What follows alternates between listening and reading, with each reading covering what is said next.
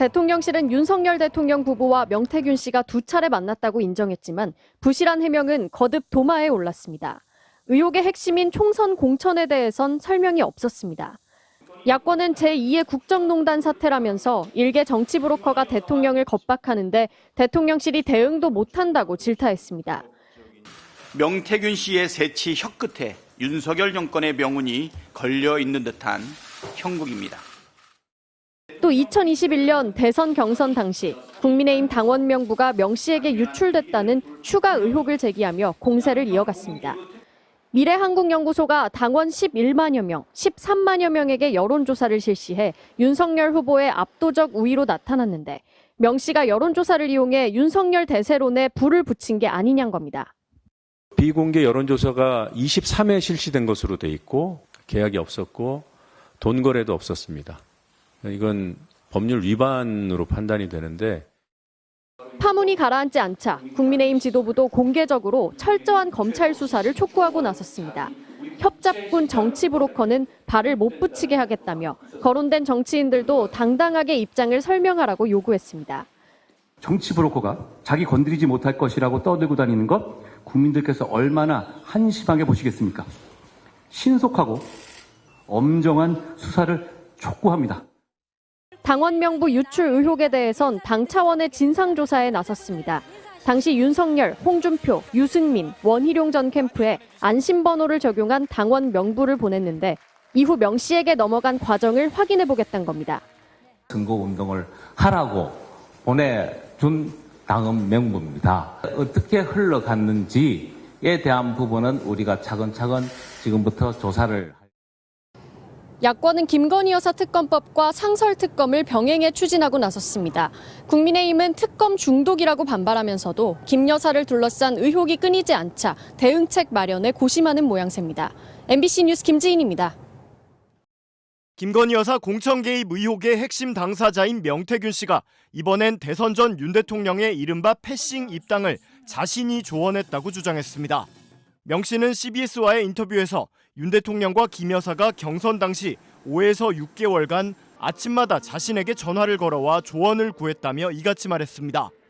그때 괴로워했던 게 언제 입당하세요? 총장님? 언제 입당하세요? 총장님? 거기에 너무 스트레스 받는 거예요. 왜? 그래서 내가 기자들이 생각하지 못한 7월 30일 날 입당을 해라. 명 씨는 그러면서 입당 당일엔 윤 대통령한테 직접 전화를 받았다며 그래서 오늘 입당하라고 조언했는데 진짜 입당하더라고 주장했습니다. 나한테 전화가 왔어요. 언제 입당하는 게 좋겠냐.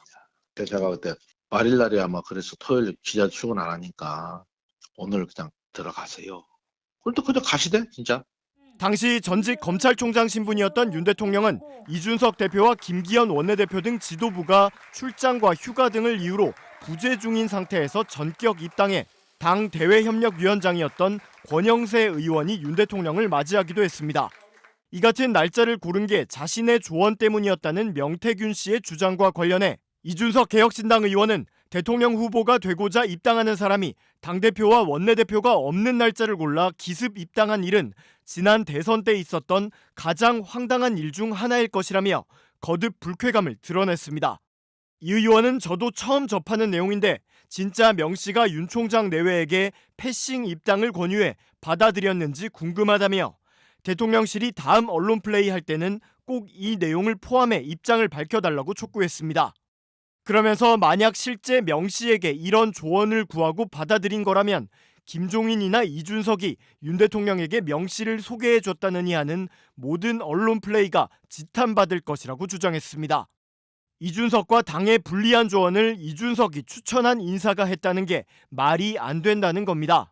이준석 의원은 그러면서 나름 윤 대통령 당선을 위해 이리저리 뛰었던 명 씨를 그냥 졸로 쓰고 버리려 하니 이런 사태가 생기는 거 아니냐며 타조 머리를 아무리 모래 속에 박고 숨어도 문제는 해결되지 않는다고 강조했습니다. 김건희 여사의 공천 개입 의혹 보도가 나온 지 한 달 만에 대통령실이 처음으로 공식 입장을 냈습니다. 김 여사와 텔레그램을 주고받으며 김영선 전 의원의 공천 문제를 논의했던 명태균 씨에 대해 대통령실은 윤석열 대통령이 명 씨를 처음 만난 건 국민의힘에 입당하기 전인 2021년 7월 초라고 했습니다. 명 씨를 소개해준 사람은 당시 국민의힘 고위 당직자였고 얼마 뒤 또 다른 국민의힘 정치인이 명 씨를 데려와 두 번째로 만났다는 겁니다. 윤 대통령은 두 차례 모두 서울 서초동 아크로비스타 자택에서 명 씨를 만났습니다. 그럼 뭐 커피숍에서 보겠어요? 대로변에서 보겠어요? 저도 기억이 안 나요. 우리 집에 우편 택배 배달하시면 수시로 오잖아. 대통령실은 다만 동행한 정치인들이 보안을 요구해서 자택에서 본 것일 뿐 명 씨와의 친분 때문은 아니었다고 강조했습니다. 또 당내 경선 이후로는 윤 대통령이 명 씨와 연락하지 않았다고도 했습니다. 하지만 대통령실의 이 같은 해명이 거짓이라는 주장이 나오고 있습니다.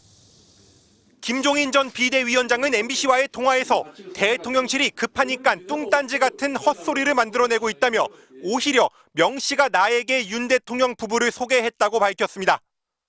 당시 명 씨가 나에게 전화를 걸어와 받았더니 김건희 여사를 바꿔줬고 김 여사가 남편을 만나달라고 해 식당에서 처음 만나게 됐다는 겁니다. 명태균 씨와 윤석열 대통령 부부가 친분이 깊었다는 걸 보여주는 건데 앞서 명 씨가 MBC에 했던 설명과도 일치합니다. 윤석열 대통령이 전화를 했죠.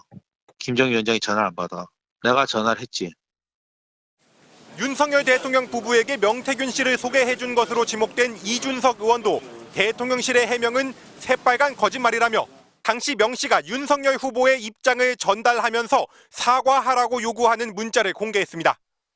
제가 정말 윤석열 대통령에게 명태균 사장을 소개하는 그런 어떤 은혜를 만약에 명태균 사장이 입혔다고 한다면은 저 문자 내용 보면 저한테 왜 사과하라고 합니까? 이 의원은 윤 대통령 취임 이후에도 명 씨와 김 여사가 메신저로 사적인 대화를 주고받는 것을 직접 봤다고도 전했습니다. 한동훈 대표는 명 씨 의혹이 커지는 것을 두고 이런 구태 정치를 극복하는 것이 국민을 위한 정치의 출발이라고 비판했습니다. 엄정하고 신속하게 수사해야 합니다. 그리고 관련된 분들, 혹시 관련됐다고 생각하시는 분들은 당당하고 솔직하게 설명해야 합니다. 야당은 제2의 최순실 의혹을 국정감사에서 밝히겠다며 국정농단의 증거가 나오면 그것은 곧바로 탄핵이라고 압박했습니다. MBC 뉴스 손하늘입니다.